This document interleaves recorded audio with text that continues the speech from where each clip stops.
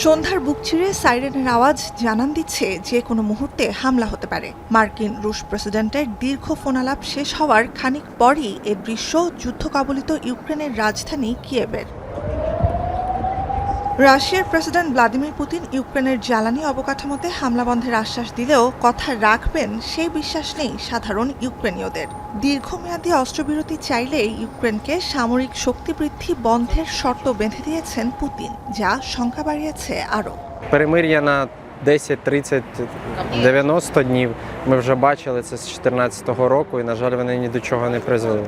А якщо там буде прийнято таке рішення миру, ми тільки за, але простити, мабуть, ми вже не зможемо. মার্কিন president Donald ট্রাম্পের কল্যাণে বিশ্ব রাজনীতির শীর্ষে ফেরার সুযোগ পেয়েছেন আন্তর্জাতিক অঙ্গনে কোণঠাসা পুতিন। কিন্তু যুক্তরাষ্ট্র যেমনটা চেয়েছিল সেই পূর্ণাঙ্গ বা নিঃশর্ত অস্ত্রবিরতির আশপাশ দিয়েও হাঁটছে না রাশিয়া। বিশ্লেষকরা বলছেন, ইউক্রেন শান্তি আলোচনা এগিয়েছে, ট্রাম্পকে এতটুকু দাবি করার সুযোগই শুধু দিয়েছেন পুতিন। অচিরেই যে যুদ্ধ বন্ধ হচ্ছে না সে লক্ষণ স্পষ্ট। This peace process is going to take a long time.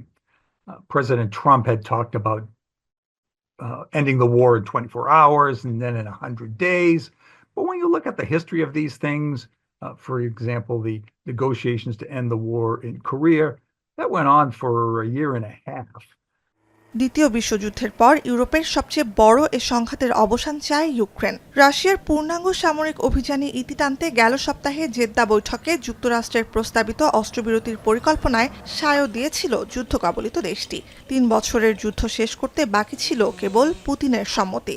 The minimum that can be achieved here is a ceasefire. And what we already see now is that the Russian side is trying to buy time. It has not agreed to an unconditional ceasefire. Vladimir Putin himself has not agreed to.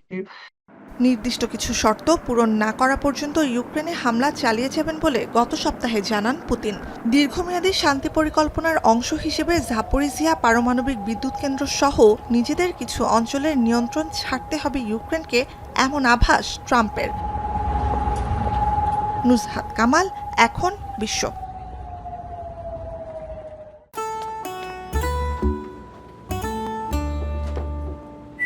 এই ঈদে jewellery clothing এ বিকাশ পেমেন্টে discount.